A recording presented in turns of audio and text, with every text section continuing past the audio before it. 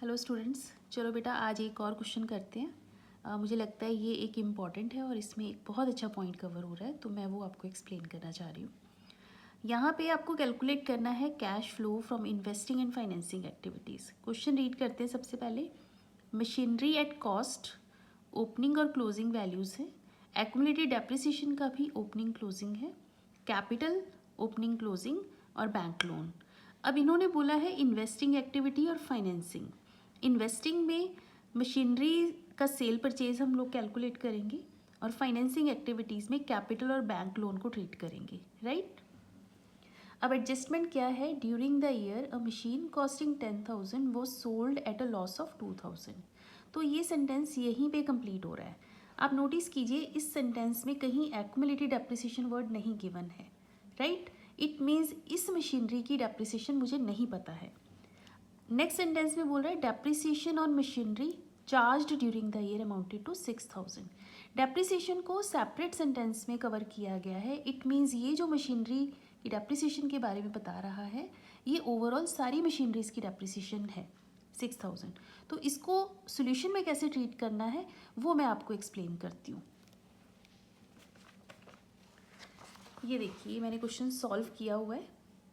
Machinery account और accumulated depreciation account format सभी को आता है बनाना, राइट। तो मशीनरी अकाउंट में सबसे पहले हमने ओपनिंग वैल्यू और क्लोजिंग वैल्यू डालनी है। एक्यूमुलेटेड डेप्रिसिएशन में भी ओपनिंग और क्लोजिंग वैल्यूज हम पोस्ट करेंगे, राइट। अब इसके बाद ये जो depreciation charged during the year 6,000 बोल रहा है ना, ये जो वैल्यू है वो आपने एक्यूमुलेटेड डेप्रिसिएशन के क्रेडिट में बाय स्टेटमेंट ऑफ P&L करके शो करना है 6,000 रुपीज़, राइट। अब इसके बाद आप इस अकाउंट को क्लोज कीजिए। 10,000 प्लस 6,000 16,000। 16,000 में से 12,000 सब्ट्रैक्ट करने के बाद ये जो 4,000 रुपीज़ आपके पास वैल्यू आएगी ये उस मशीनरी की डेप्रिसिएशन हमने कैलकुलेट कर ली जो मशीनरी सोल्ड आउट की गई है, राइट। तो अब मेरे पास अगर मैं इस सेंटेंस को दोबारा रीड करूँ, मशीन कॉस्टिंग 10,000 वो sold at a loss of 2,000। तो अब इस 10,000 की जो मशीनरी है इसकी डेप्रिसिएशन मुझे मिली है इस अकाउंट से और वो है आपकी 4,000 रुपीज़। अब 10,000 में से आप 4,000 को सब्ट्रैक्ट कीजिए तो आपके पास बुक वैल्यू आ जाएगी 6,000 रुपीज़। अब 6,000 की जो मशीनरी है वो 2,000 लॉस पे सेल हो रही है, तो इट मीन्स 4,000 रुपीज़ में सेल हो रही है, राइट। अब ये बैंक में जो वैल्यू डालेंगे हम 4,000 रुपीज़।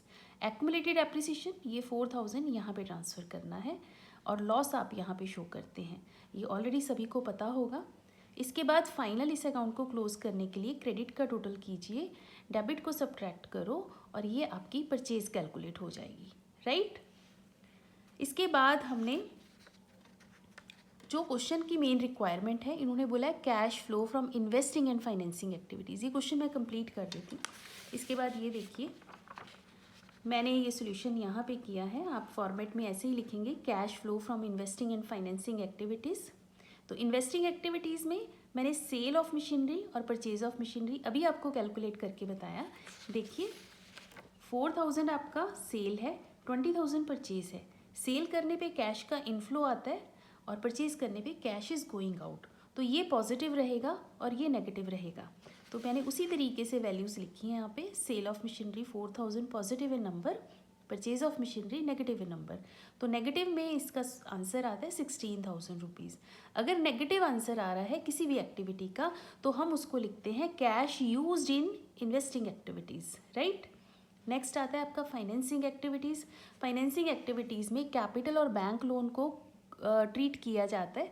तो हमने जस्ट यहाँ पे कंपेयर करना होता है कि कैपिटल अगर करंट ईयर में इंक्रीज़ हो रहा है, देखिए कैपिटल की वैल्यू 30,000 थी प्रीवियस ईयर में, अब करंट में 35,000 है, मीन्स आपने कैपिटल रेज करा है, राइट। तो आप यहाँ पे इशू ऑफ कैपिटल लिखिए या फिर आप इसको इस तरीके से एडिशनल कैपिटल करके भी लिख सकते हैं। तो 5,000 आपका एडिशनल कैपिटल आया है और बैंक लोन आपका देखिए करंट ईयर में नील हो गया। पहले कितना था 10,000 रुपये, अब नील हो गया। इट मीन्स आपने ये बैंक लोन रीपे किया है, राइट। तो जब रीपेमेंट करते हैं तो कैश इज़ गोइंग आउट, तो negative in number. Cash flow statement में दिखाना क्या है? कैश फ्लो स्टेटमेंट में सिर्फ ये दिखाया जाता है कि कैश कितना आ रहा है और कितना जा रहा है, राइट। जब कैश आ रहा है तो वो पॉजिटिव रहेगा, कैश जा रहा है तो वो नेगेटिव।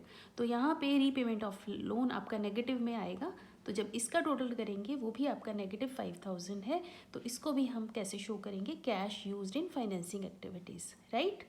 तो ये मेरा क्वेश्चन कंप्लीट है। आई होप आपको समझ में आया। आप इस वीडियो को अच्छे से समझिए बेटा, करके देखना। All the best for your exam. Bye bye.